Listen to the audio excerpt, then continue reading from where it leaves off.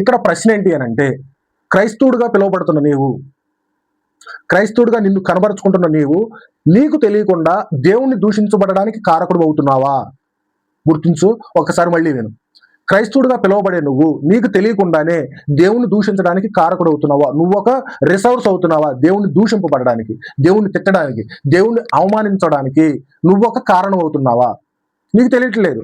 నీకు తెలియకుండానే జరుగుతుంది. ఎందుకు జరుగుతుందంటే తెలియట్లేదు. ఎందుకు అనంటే నువ్వు చేసే క్రియలను బట్టి, నువ్వు చేసే పనులను బట్టి ఏమైపోయింది అనంటే, దేవుడు నన్ను పోలి నడుచుకోండి అన్నప్పుడు నువ్వు అంతా పాపమే చేస్తున్నప్పుడు ఏం చేస్తావు? దేవుడు ఇదే చెప్పాడు, ఇలాగే చేయమని చెప్పాడు. అంటే నువ్వు క్రైస్తవుడిగా బ్రతుకుతున్నావు. ఈరోజు క్రైస్తవుడిగా చెప్పుకుంటున్నప్పుడు, క్రైస్తవుడిగా పిలువబడుతున్నప్పుడు, నేను క్రైస్తవుడిని అని చెప్పుకుంటున్నప్పుడు నీలో పాపానికి చోటు ఎందుకు ఉంటుంది? పాపం చేయమని చెప్పలేదు కదా దేవుడు, పాపాన్ని విసర్జించమన్నాడు. పాపం ఎక్కడుందో పాపాన్ని విడిచిపెట్టమని చెప్పాడు. నీకున్నవన్నీ విడిచిపెట్టి నన్ను వెంబడించమని చెప్పాడు దేవుడు. అంటే మీరు ఇంకా పాపాన్ని మీతో కూడా ఎందుకు మోస్తున్నారు? క్రైస్తవ్యంలో క్రైస్తవుల వంటి చెప్పుకుంటూ. దేవుడు చెప్పిన మార్గం అది కాదు కదా. దేవుడు చెప్పిన మార్గం ఏంటి అని అంటే, పాపానికి చోటు ఇవ్వకుండా అన్నాడు. కానీ ఈ రోజు మనం ఏం చేస్తున్నాం? పాపంతో కలిసి జీవిస్తున్నాం, పాపాన్ని మనలోకి తెచ్చుకుని జీవిస్తున్నాం. ఎక్కడికి? నీలోకి, నీ హృదయంలోకి, నీ కుటుంబంలోకి, సంఘం అనే కుటుంబంలోకి కూడా పాపాన్ని తెచ్చేసి పాపంలో క్యారీ అవుతుంది ఈరోజు క్రైస్తవ్యం. ఒక్కసారి ఆలోచించు, ఎలా ఉంది నీ పరిస్థితి, ఎలా ఉంది నీ స్థితి? దేవుణ్ణి అవమానపరిచేవాడిగా ఉన్నావా? దేవుణ్ణి పదే పదే నువ్వు అవమానపరుస్తుంటే దేవుడు ఊరుకోడు. అంటే ఈ రోజు నువ్వు ఎలా ఉండాలి? నీ జీవితం ఎలా ఉండాలంటే, దేవుని యొక్క ప్రత్యక్షత నీలో కనబరిచేవాడిగా ఉండాలి. దేవుడు ఏం చెప్పాడు, ఎలా బ్రతకమని చెప్పాడు, అలా బ్రతుకుతున్నావా లేదా? అలా బ్రతికితే నువ్వేం చేస్తావు అంటే దేవుణ్ణి గణపరిచేవాడిగా ఉంటావు. ఎప్పుడైతే దేవుడు చెప్పిన దానికి కుడికి కానీ ఎడమకి కానీ వెళ్ళావంటే, కుడైనా ఎడమైనా దేవుడు చెప్పిన మార్గం ఇది, నువ్వు ఇటు కానీ వెళ్ళావంటే పాపమే. దేవుడు చూపించిన మార్గం మాత్రమే పరిశుద్ధమైన మార్గం. అటు గాని ఇటు గాని ఎటు గాని వెళ్ళినా కానీ నువ్వు పాపంలో పడిపోతావు. నువ్వు జీవించేది పాపపు జీవితం అవుతుంది. అంటే ఈ రోజున ఎలా ఆలోచిస్తున్నావు, ఎలా జీవిస్తున్నావు నువ్వు? క్రైస్తవుడిగా చెప్పుకో అంటే, నేను పుట్టిన కాడ నుంచి క్రైస్తవుడే, నేను క్రైస్తవుడిగా ఉంటున్నాను అని చెప్పుకుంటూ నువ్వేం చేస్తున్నావు అంటే, నీకు తెలియకుండానే పాపాలు చేస్తున్నావు. ఎలా అంటే అది పాపం అనే స్పృహ కూడా నీకు లేకుండా. అంటే దేవుడు చెప్పాడు ఇది చేయొద్దని చెప్పాడు, నేను ఇది చేయకూడదు అనే కనీస స్పృహ లేకుండా ఏం చేస్తున్నావు? పాపానికి నిలయంగా నీ హృదయాన్ని చేసేసావు. కానీ దేవుడు దానికి కంప్లీట్గా ఎగైనెస్ట్గా ఉన్నాడు. పాపాన్ని నీ దగ్గరికి రానియొద్దని చెప్పాడు. అంటే నువ్వు ఒక చోట పని చేస్తున్నప్పుడు, నువ్వు ఎక్కడైనా ఒక చోట చదువుకుంటున్నప్పుడు నువ్వు చేయాల్సింది ఏంటి అని అంటే, పాపంలో కలవకూడదు, పాపంలో ఏకమవ్వకూడదు, పాపంతో కలిసి జీవించకూడదు. నువ్వు అక్కడ పని చేస్తూ ఉండొచ్చు, కానీ వాళ్ళ పాపాల్లో మాత్రం భాగస్థుడు ఎప్పటికీ అవ్వకూడదు. వాళ్ళు ఎక్కడికైనా వీకెండ్స్లో పబ్బులకి అట్లకి వెళ్దాం అంటారు, కానీ నేను రాకూడదని చెప్పేయాలి. వాళ్ళు ఎక్కడికైనా పనులకి అట్లకి వెళ్ళినప్పుడు సిగరెట్లు మందులు తాగుదామని అంటారు, నేను తాగను అని చెప్పాల్సిందే. ఎక్కడికైనా ఒక తప్పుకు కానీ, సినిమాలకు కానీ, షికార్లకు కానీ, అల్లరితో కూడిన ఆటపాటలకు కానీ, బూతు మాటలు కానీ మాట్లాడినప్పుడు నేను మాట్లాడను, చెయ్యను. ఎందుకు చెయ్యవు? వస్తుంది కదా క్వశ్చన్ ఆటోమేటిక్గా. ఎందుకు చెయ్యవు అని అన్నప్పుడు నువ్వు చెప్పాల్సింది, నా దేవుడు చెయ్యొద్దని చెప్పాడు, నా దేవుడు అలా జీవించొద్దని చెప్పాడు, అలా చేస్తే తప్పు, అది పాపం, పాపానికి వచ్చు జీతం మరణం అని చెప్పాడు. నువ్వు అక్కడ స్వార్థ ప్రకటించాలి. ఎలా? నీ జీవితం ద్వారా, నువ్వు జీవించే జీవితం ద్వారా. నువ్వేం చెప్పవసరం లేదు, నా దేవుడు చెయ్యొద్దన్నాడు, నా దేవుడు అలా చెప్పొద్దు. ఇది సువార్త కదా. నువ్వు జీవించే జీవితంలో నీ ప్రవర్తన బట్టి నువ్వు ఆయన్ని ప్రత్యక్షపరచుకోవాలి. ఆయన మనకు మాదిరిగా ఉన్నప్పుడు నువ్వు జీవించే జీవితంలో ఆయన్ని పోలి నువ్వు జీవించుకుంటే ఆటోమేటిక్గా అదే సువార్త అవుతుంది. కానీ ఈ రోజు ఏమైపోయిందంటే, క్రైస్తవ్యం అంతా కల్తీ అయిపోయింది.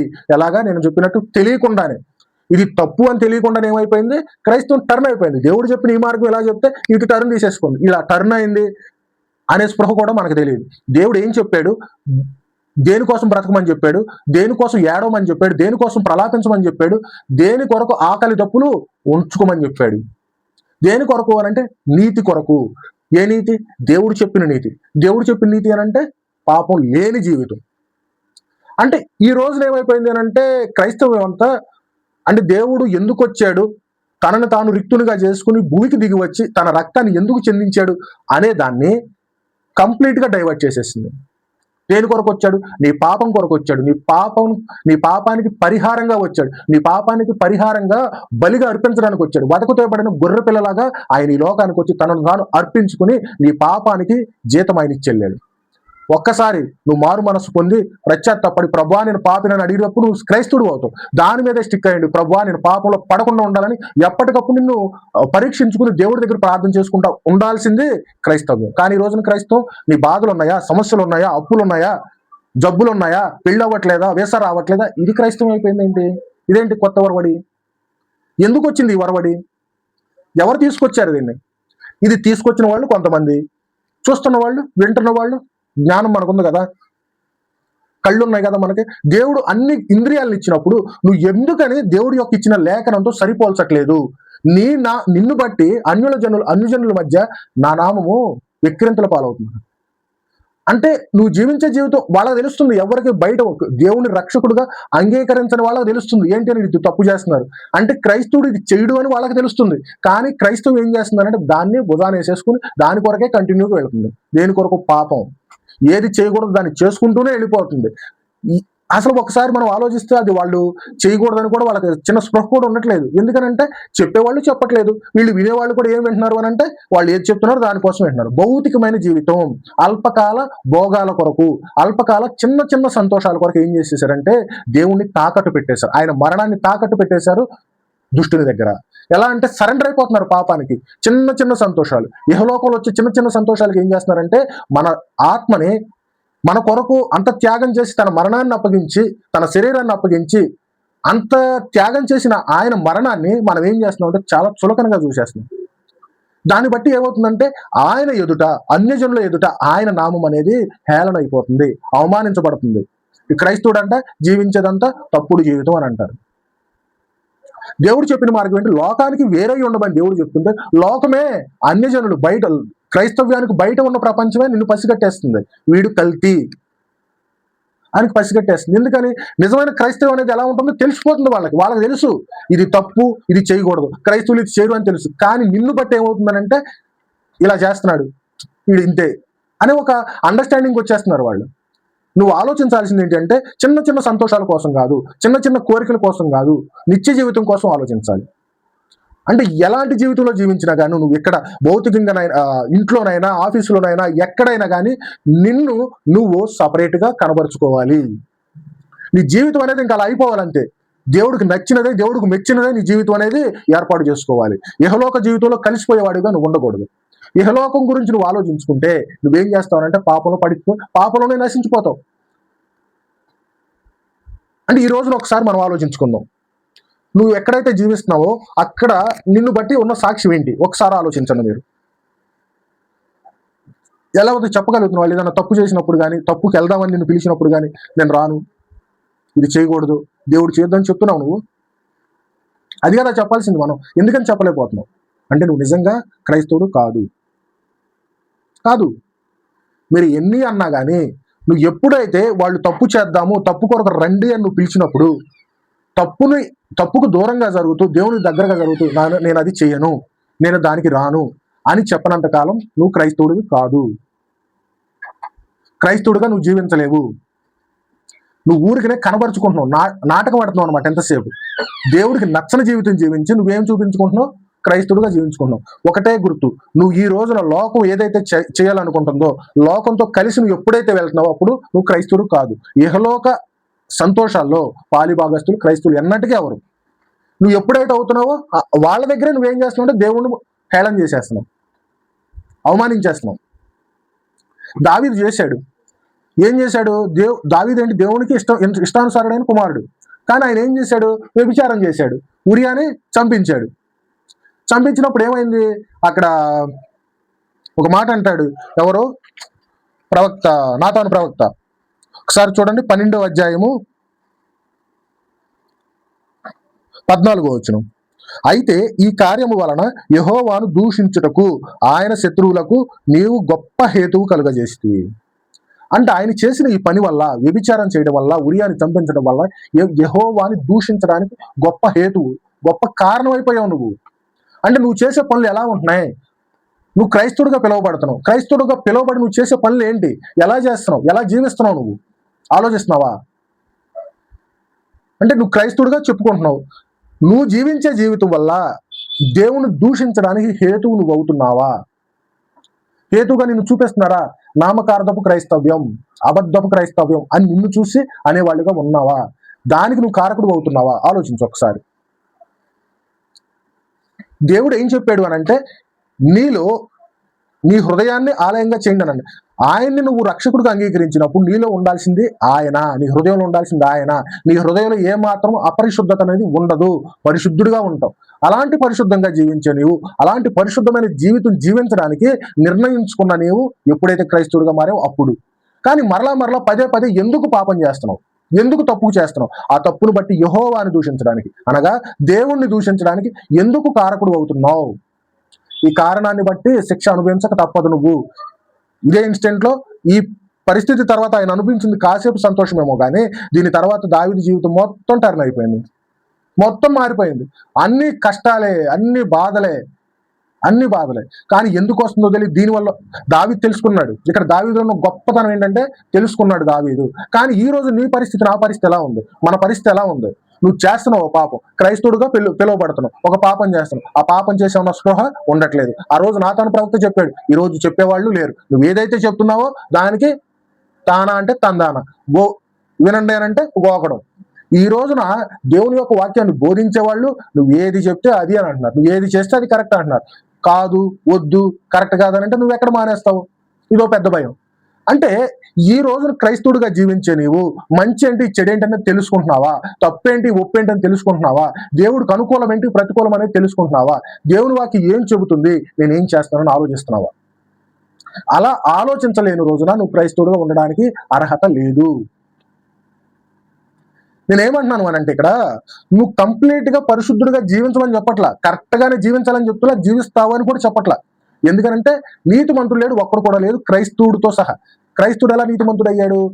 నేను పాపిని ప్రభువా, నాలో పాపం ఏమాత్రమూ లేదు, అరికాల నుంచి నడినెత్తి వరకు కూడా నాలో అంత పాపమే ఉన్నదే, నన్ను శుభ్రపరచు అని నువ్వు అన్నావు కాబట్టి నీతిమంతుడు అయ్యావు. ఇలా అన్నా సరే నీలోకి ఏమొస్తుందంటే పాపపు ఆలోచనలు, పాపపు ప్రలోభాలని వస్తానే ఉంటాయి. కానీ నిరంతరం నువ్వేం చేస్తూ ఉంటావు? పోరాడుతూ ఉంటావు, పాపంతో పోరాడుతూ ఉంటావు, ఇంట్లో నీ కుటుంబంతో పోరాడుతూ ఉంటావు. ప్రతి చోట ఇది కాదు, ఇది చెప్పాడు దేవుడు అని చెబుతూనే ఉంటావు, ప్రతి చోట పోరాటనే ఉంటావు. ఎవరితో అంటే నీ మనసుతో నువ్వు కూడా పోరాడుతావు. మనసు ఆత్మను శరీరానికి విరుద్ధంగా ఉన్నాయి. నీ శరీరం ఒకటి చెప్పింది, నీ ఆత్మ ఒకటి చెప్తా ఉంటది. అంటే ఈ పోరాటం ఎక్కడ? నీ కుటుంబంలో సభ్యులు, నీ ఆఫీసులో సభ్యులు, నువ్వు పనిచేసే సభ్యులతో మాత్రమే కాదు, నీతో నువ్వు కూడా పోరాడుతూ ఉంటావు. నీ శరీరం ఊడి చెప్తా ఉంటుంది, నీ ఆత్మ ఊడి చెప్తా ఉంటుంది. పొరపాటు ఏదైనా చేసేవారంటే తప్పు, ఆ తప్పును బట్టి దేవుడి దగ్గరికి వచ్చి మోకరించి ప్రభువా నేను తప్పు చేశాను, ప్రభువా నేను పాపం చేశాను ఒప్పుకునే వరకు నీ పోరాటం ఆగదు. అది క్రైస్తవ్యం అంటే. ఈ రోజున ఎక్కడి నుంచి ఎక్కడికి వెళ్ళిపోయింది క్రైస్తవ్యం? ఎలా పిలువబడుతుంది క్రైస్తవం? ఇది క్రైస్తవ్యమా? ఆలోచించండి. ఈ రోజున నువ్వు జీవించే జీవితంలో ఇదే పోరాటం నిత్యం నీకు ఉంటుందా? అలా ఉండని రోజు నువ్వు క్రైస్తవుడు కాదు. నీతిగా జీవిస్తావని చెప్పట్లా, కానీ నిరంతరం పోరాడుతావు. ఎలా? నీతిగా ఉండడానికి, దేవుడు చెప్పిన మార్గంలో వెళ్ళడానికి, అటు ఇటు పక్కకి వెళ్లకుండా వెళ్ళడానికి పోరాట పటిమ అనేది నీకు ఎప్పుడు ఉంటది. నువ్వు పని చేసే చోటైనా, ఎక్కడైనా, ఏ పరిస్థితుల్లోనైనా కానీ ఆ పోరాటం అనేది తప్పదు, ఉంటది. ఆ రోజు దావీదు చేశాడు తప్పు, ఆ రోజు నాతాను ప్రవక్త వచ్చి చెప్పాడు. ఈ రోజు నువ్వు చేస్తున్నావు, ఇక్కడ నీకు చెప్పేవాళ్ళు చెప్పట్లా. నువ్వు చేయాల్సింది, నీకున్న మార్గం ఏంటంటే బైబిల్ని చూడు, బైబిల్లో ఉన్న లేఖనాన్ని చూడు, లేఖనానుసారంగా జీవించు, నడువు. ప్రతిదీ నువ్వు జీవించే జీవితం అనేది వాక్యంతో సరిపోల్చు. సరిపోతుందా లేదా? నేను ఎక్కడైతే తప్పుతున్నాను, నేను ఎక్కడైతే దేవుడికి వ్యతిరేకంగా మారుతున్నాను ఆలోచించు. అలా ఆలోచించకుండా నీ యొక్క జీవితాన్ని తీసుకొచ్చి వాక్యంతో సరిపోల్చకుండా నువ్వు ఎంతకాలం క్రైస్తవుడు అని చెప్పినా కానీ ఇంకా నీకు రెండంతల శిక్ష అనేది తప్పదు. ఎటు నుంచి వస్తుందో, ఎలా వస్తుందో, ఎక్కడ భౌతికంగా వస్తుందో, మరణానంతరం వస్తుందో, ఎప్పుడు వస్తుందో తెలియదు. నువ్వు చేసే ప్రతి కష్టానికి లెక్క అనేది అప్పచెప్పాలి. అంటే ఇక్కడ 1 పేతురు 2వ అధ్యాయం ఏమంటున్నాడంటే, అన్యజనులు మిమ్మును ఏ విషయంలో దుర్మార్గులను దూషింతురో ఆ విషయంలో వారు మీ సత్క్రియలను చూచి వాటిని బట్టి దర్శన దినమున దేవుని మహిమపరచినట్లు. ఏ విషయంలో దుర్మార్గులని నిందిస్తారో ఆ విషయంలో మనం సత్ప్రవర్తన చేత, మనం జీవించే జీవితం అనేది వాళ్ళకి ఎలా కనిపించాలంటే, అసలు క్రైస్తవుడు అంటే ఇదా? ఇలా ఉంటాడా క్రైస్తవుడు? దేవుని నమ్ముకున్నవాడు ఇంత కఠినంగా నిర్ణయాలు తీసుకుంటాడా? ఇంత కఠినంగా ఉంటాడా? దేవుని రక్షకుడుగా అంగీకరించినవాడు ఇలా ఉంటాడని వాళ్ళకి ఒక ఆశ్చర్యంగా ఉండాలన్నమాట. ఆశ్చర్యానికి నువ్వు ఒక కారకుడు అవ్వాలి. నీ యొక్క జీవితం అనేది ప్రత్యక్షపరచబడాలి వాళ్ళకి. నీ జీవితంలో యేసుక్రీస్తును ప్రత్యక్షపరచబడాలి. నీ దేవుడు ఏం చెప్పాడు, ఎలా జీవించమని చెప్పాడు, ఏం చేయొద్దని చెప్పాడు, ఏం చేయమని చెప్పాడు, ప్రతిదీ నువ్వు చేస్తా ఉంటే వాళ్ళకి అదొక లెసన్ అవ్వాలి, అదొక అద్భుత సాక్ష్యం అవ్వాలి. ఇది కదా క్రైస్తవ్యం అంటే, ఇది కదా అసలైన క్రైస్తవ్యం అంటే అని వాళ్ళు తెలుసుకోవాలి. ఇది ఎక్కడి నుంచి స్టార్ట్ అవ్వాలి? మొదటిగా నువ్వు తెలుసుకోవాలి. ఈ తప్పు చేశాను, దేవుడు ఏమంటాడు? ఆ గిల్టీ దగ్గర నుంచి స్టార్ట్ అవుతుంది. ఆలోచించండి మీరు. ఇది ఎలా అనంటే, ఒక తప్పు నువ్వు చేస్తావు, ఏదో ఒక సందర్భంలో చేసేస్తావు. తప్పు చేసిన తర్వాత నువ్వు ప్రశాంతంగా ఉండలేవు. తప్పు చేశాను ప్రభా, తప్పు చేశాను అని దేవుడి దగ్గర మోకాళ్ళుని ప్రార్థన చేసే వరకు కూడా ఆ పోరాటం ఆగదు. ఇదే నీకు సింబల్. ఇదే నిజమైన క్రైస్తవుడు. తప్పులో ఎప్పుడు కూడా తప్పును కప్పిపుచ్చుకుంటూ నువ్వు బ్రతకలేవు, నిన్ను నువ్వు మోసం చేసుకుంటూ. ఇది నీకు ఒక సిమ్టమ్, ఇది ఒక సిగ్నల్ అనమాట. నువ్వు ఎప్పుడైతే దేవుళ్ళో స్థిరంగా ఉంటున్నావు అని అంటే, నువ్వు తప్పు చేసినప్పుడు స్థిరంగా ఉండలేవు, ప్రశాంతంగా ఉండలేవు. దేవుడి దగ్గరకు వచ్చి క్షమాపణ అడిగే వరకు కూడా నిన్ను నువ్వు ఏదో కప్పు చెప్పుకుంటూ ఉండలేవు. నెక్స్ట్, నీ కుటుంబంలో స్టార్ట్ అవుతుంది. వాళ్ళు అది అంటారు, అవును అని అంటారు, నువ్వు కాదు అని అంటావు. వాళ్ళు టీవీ పెడతారు, టీవీ ఆపేసే అని అంటావు. టీవీలు ఇంకో ఛానల్ పెడతారు, తీసేసేయమంటావు. బూతులు మాట్లాడతారు, బూతులు వినపాడు, నువ్వు మాట్లాడొద్దని ఖండితంగా చెప్తా ఉంటావు. ప్రేమతో చెప్తూ ఉంటావు పెద్ద అంటే ఈ యుద్ధం అనేది ఎప్పుడు కూడా నువ్వు క్రైస్తవుడు ఉన్నంతసేపు, ఎప్పుడైతే దేవుడిని అంగీకరిస్తావో రక్షకుడుగా, అప్పటి నుంచి నువ్వు చనిపోయే వరకు కూడా ఈ పోరాటం అనేది ఆగదు. ఎప్పుడు కూడా ఇలాంటి జీవితంలో నువ్వు చనిపోయే వరకు వెళ్లాల్సిందే. ఇంకా వెళ్లే కొన్ని తీవ్రం అవుతూ ఉంటది ఆ పోరాటం కానీ, ఆ యుద్ధం కానీ, చుట్టుపక్కల ఉన్న ప్రదేశాల్లో కానీ, నీతో పాటు ఉన్న వాళ్ళతో కానీ ఆ యుద్ధం అనేది, ఆ పోరాటం అనేది ఎక్కువ అవుతూ ఉంటది. ఎందుకంటే నువ్వు దినదినము నూతన పరచబడుతున్నానని అంటాడు. నువ్వు ఏమవుతావు? దేవుళ్ళో ఎదిగే కొద్దిగా, దేవుడితో కలిసి జీవించే కొలది కూడా ఎక్కువైపోతావు, తీవ్రం అయిపోతావు దేవుళ్ళో. తప్పు కనపడితే సహించలేవు, తప్పు వినపడితే సహించలేవు, చెయ్యొద్దు అని చెప్తూ ఉంటాం. అంటే ఈ పోరాటం అనేది మొదట్లో ఉన్నట్టుగా ఆగిపోయేది కాదు. చివరి వరకు వెళ్లే కొద్దిగా పోరాటం అనేది ఎక్కువ అవుతూ ఉంటది. పాపాన్ని సహించలేనంతగా, పాపాన్ని విసర్జించేంతగా ఆ పోరాటం అనేది అధికమవుతూ ఉంటది. అంటే నువ్వు క్రైస్తవుడిగా బ్రతుకుతున్నావు అంటే, క్రైస్తవుడిగా జీవిస్తున్నావు అని అంటే, నువ్వు చూపించాల్సింది, చేయాల్సింది ఏంటంటే, దేవుణ్ణి నీ జీవితంలో, నీ ప్రవర్తనలో ప్రత్యక్షపరచుకోవాలి. అది ఎక్కడైనా, నీకు నువ్వైనా కానీ, నీ ఇంట్లోనైనా కానీ, నువ్వు వర్క్ చేసే చోటైనా, నీ ఫ్రెండ్స్లోనైనా, నీ బంధువులు ఎదుటైనా, ఎక్కడైనా కానీ దేవుడికి ఇష్టమైన కుమారుడిగా జీవిస్తూ, ఇష్టమైన బిడ్డగా జీవిస్తూ నువ్వేం చేయాలంటే, దేవుడు ఏం చేయమని చెప్పాడో ఆయన మార్గంలో నువ్వు వెళుతూ, అటు ఇటు పాపానికి చోటు ఇవ్వకుండా, నీలో ఆయన్ని అవమానపరిచేవాడిగా ఉండకుండా ఆయన్ని గణపరిచేవాడిగా ఉంటావు. కానీ ఈ రోజున క్రైస్తవం ఏమైపోయింది? ఇది నిజమైన క్రైస్తవం. ఈ రోజున క్రైస్తవం, మీకు అప్పులు ఉన్నాయా, ఆస్తులు కావాలా, పెళ్ళి అవ్వట్లేదా, వీసా కావాలా, ఏంటి ఇది క్రైస్తవ్యం? ఇది ఈ రోజున క్రైస్తవం అయిపోయింది. దాన్నే క్రైస్తవంగా నమ్మి వెంబడిస్తున్నా వీళ్ళు ఒక భ్రమలోకి వెళ్ళిపోతున్నారు. వాళ్ళ ఒక స్వార్థం.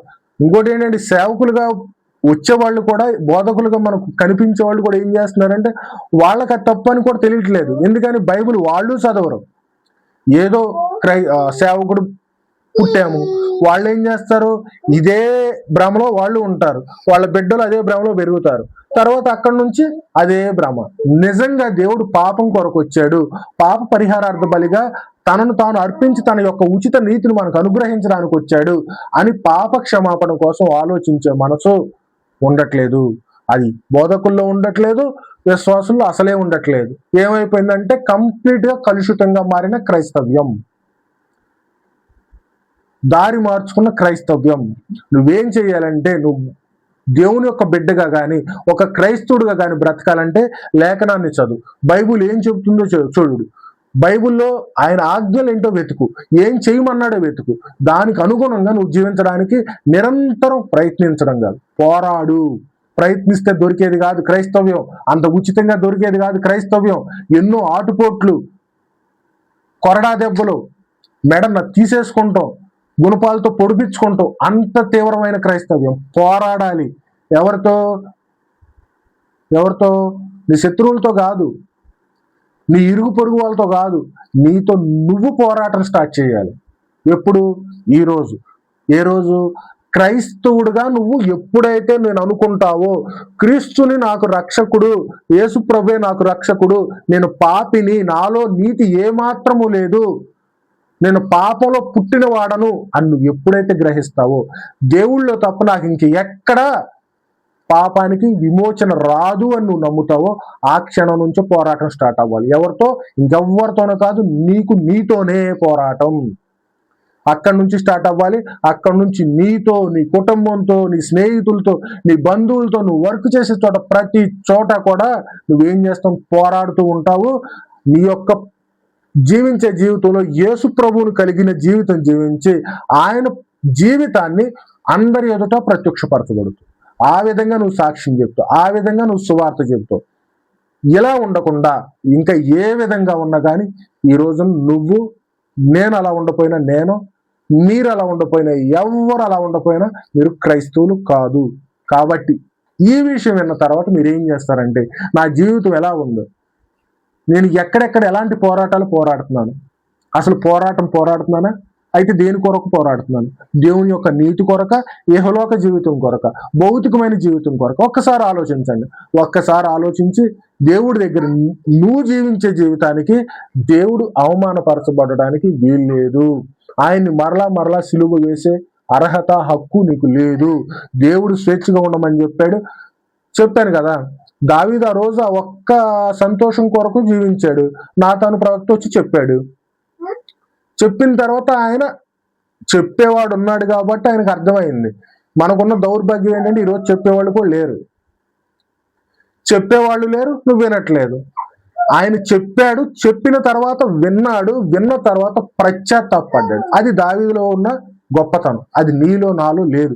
ఎందుకనంటే మనకు చెప్పేవాళ్ళు కరువైపోయారు. ఒకవేళ చెప్పినా కానీ నీ మనసు కూడా ఏమైపోతుందంటే పాపానికి లోనై మంచికి చెవునీక దురద చెవులు గలవారై హితబోధ అనేది నువ్వు సహించట్లేదు. నేను మంచి చెప్తున్నా, పాపం చెప్తున్నా అంటే ఎలాగనంటే నా చుట్టూ ఉన్న వాళ్ళు పద్దాడ పాపం అంట వింటారు బాబు అని, పద్దాడ మరణం అంటూ వింటారు. అంటే అదే కదా క్రైస్తవం అంటే. పాపం లేని జీవితం జీవించడమే కదా క్రైస్తవం అంటే. క్రైస్తవం అంటే మరణం తర్వాత వచ్చేది కదా క్రైస్తవం అంటే. ఈ రోజు నా మాటలు రుచించట్లేదు. ఈ రోజు ఆ మాటలు అపశకునంగా మారిపోయినాయి. సో చూడండి, క్రైస్తవం అనేది ఎటు నుంచి ఎటువైపుకి వెళుతుందో అది ఒక్కసారి గుర్తెరిగి మీ జీవితాల వల్ల దేవుడి నామానికి అపకీర్తి రావడానికి వీల్లేదు.